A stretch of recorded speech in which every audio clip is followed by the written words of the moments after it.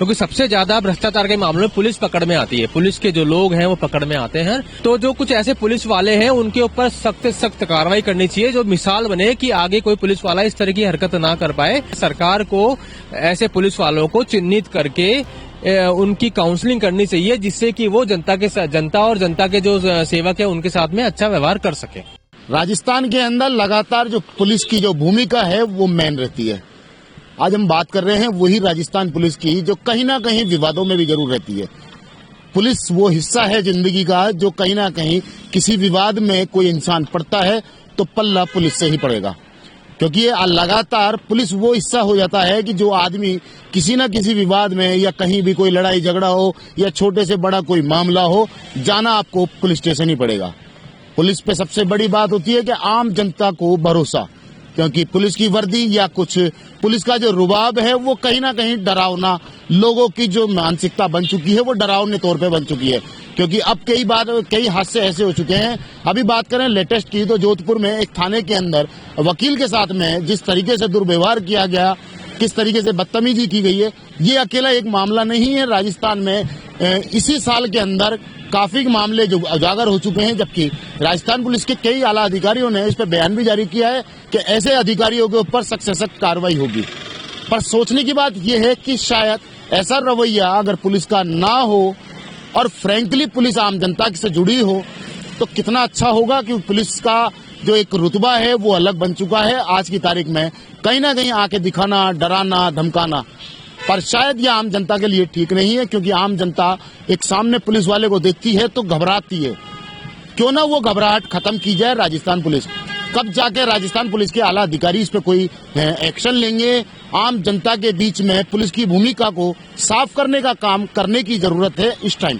अब राजस्थान सरकार भी इस पे कहीं ना कहीं एक्शन की तैयारी में दिख तो रही है, पर वो कब दिखती है। मेरे साथ में वरिष्ठ पत्रकार मतीश पारिक हैं, उनसे बात करेंगे। सर, आपने देखा होगा लगातार पुलिस की जो मामले हैं वो हाईलाइट रहते हैं, क्योंकि एक पुलिस कर्मी की वजह से पूरा महकमा बदनाम हो जाता है, क्योंकि जो सही है वो भी बदनाम और जो सही नहीं है वो भी बदनाम। ऐसे पुलिस वालों को और ऐसे क्या लगता है कि इन लोगों पे कुछ होना चाहिए? देखिए, पुलिस जो है हमेशा से कई विवादों में रहती है, क्योंकि एक तो काम का प्रेशर और कई सारे उनके ऊपर जो अधिकारियों का दबाव है, राजनेताओं का दबाव है, वो तो कहीं ना कहीं पुलिस में चिड़चिड़ापन आता है। वो एक बात अब हम अलग रखकर देखें, लेकिन जहां आम जनता की बात करते हैं तो कई सारे मामले जो विवादों में होते हैं कि आम जनता की सुनवाई नहीं हो रही, आम जनता के ऊपर अत्याचार का मामला है, तो पुलिस कहीं ना कहीं उसमें गंभीरता नहीं दिखाती है।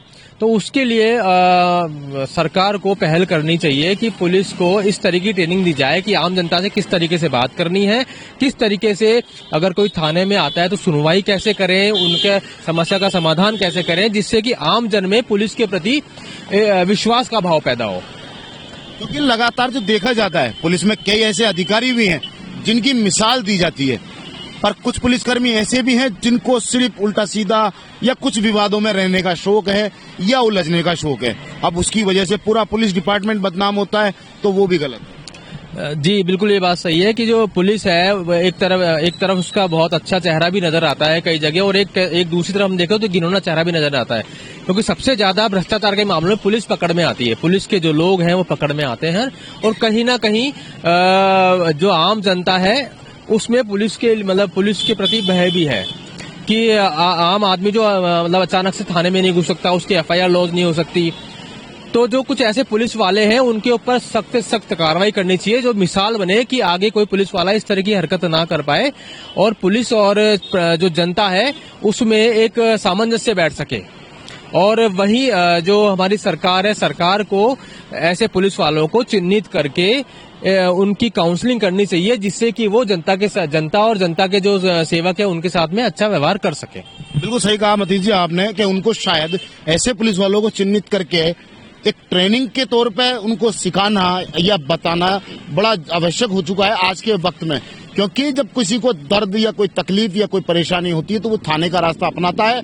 पर आज की स्थिति ऐसी हो चुकी है कि थाने के नाम से वो बहुत घबराते हैं, क्योंकि पुलिस थाने जाने के बाद में अपनी पीड़ा लेके जाते हैं, पर नई पीड़ा सामने मिलती है कि पुलिस वाला ये हमसे कहेगा, किस तरीके से बात करेगा। क्योंकि सबसे बड़ा जो फर्क है वो सिर्फ और सिर्फ लैंग्वेज का है, बोलने चालने का है। इसी को अगर नरम कर दिया जाए, अभी मतीश जी ने कहा कि शायद पुलिस को थोड़ा सा समझाइश और तरीके की समझाने की बात है। अब आला अधिकारी इस पे देखते हैं कब तक।